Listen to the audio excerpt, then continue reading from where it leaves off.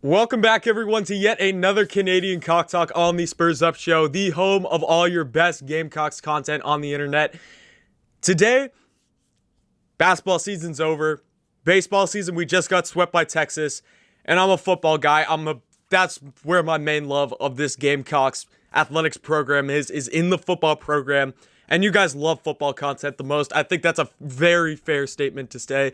Of course, there might be some guys who love baseball more. There might be some guys who love basketball more. But in general, football is the most popular sport among Gamecock fans. And what I'm going to do and what my plan is for the next couple of weeks, let's go through position breakdowns for each and every position in this Gamecocks locker room for this upcoming 2021 season with Shane Beamer.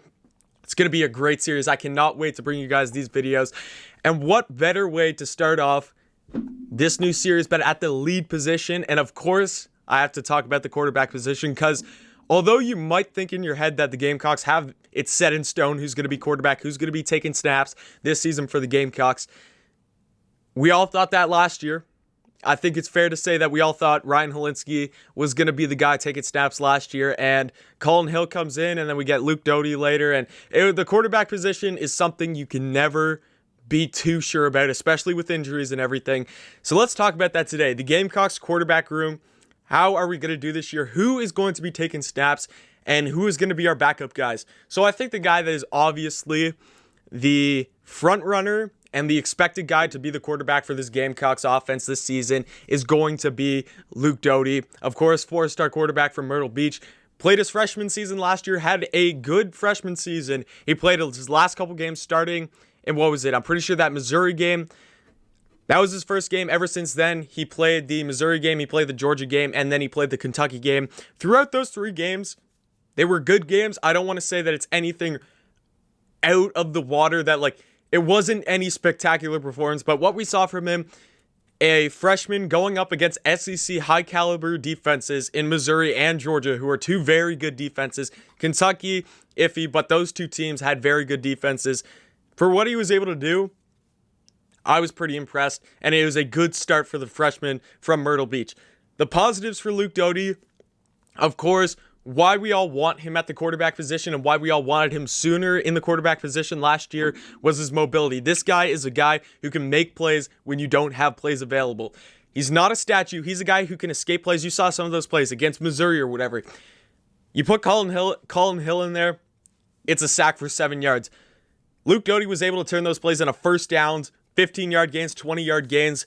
It was just a breath of fresh air when the Gamecocks were able to move the ball without relying on the passing game and the rushing game from Kevin Harris, because sometimes it's not always going to be there. Not every single play you're going to have a guy open downfield. You're not going to hit those holes every single time when you rush the ball. So it's good to have a quarterback who can make something out of nothing. I think that's what we all love about Luke Doty and his athleticism. One thing that I love to see from Luke Doty this season, I think a huge room of improvement, something I love the guts that this kid had, and I love the guts that the coaching staff had in him last year in the games that he was in.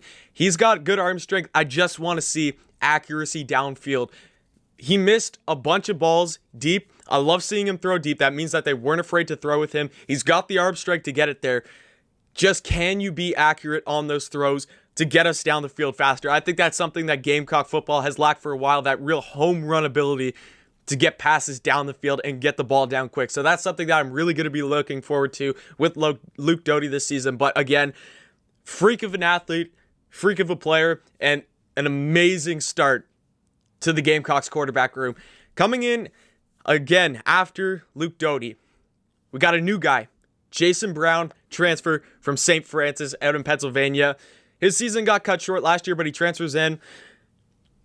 He's giving Luke Doty a run for his money, at least from what I've seen from the outside reading stuff. I wouldn't say that it's like a really, really tight competition, but Jason Brown is given some decent quarterback competition in that quarterback room, and I like that. Iron sharpens iron. The more competition you bring in, the more dangerous that the guys that you already have in are going to become, the more that they're going to work, the more blah, blah, blah, blah, blah. It just rolls on.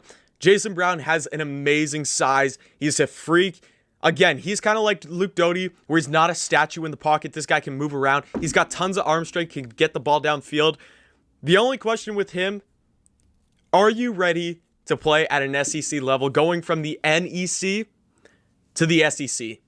Completely different division of football. You're in the now highest level of football that there is in the country at the college level. You're going up against guys that you're going to see on Sundays for years and years to come, every single week. Are you ready to play at that level? Is the pace of the game going to be enough? Because I guarantee you, those D linemen in the SEC are going to come at you way faster than in the NEC. But Jason Brown, I think, was an amazing addition to this quarterback room, and I cannot wait to see what his path and what he leads in this Gamecocks locker room.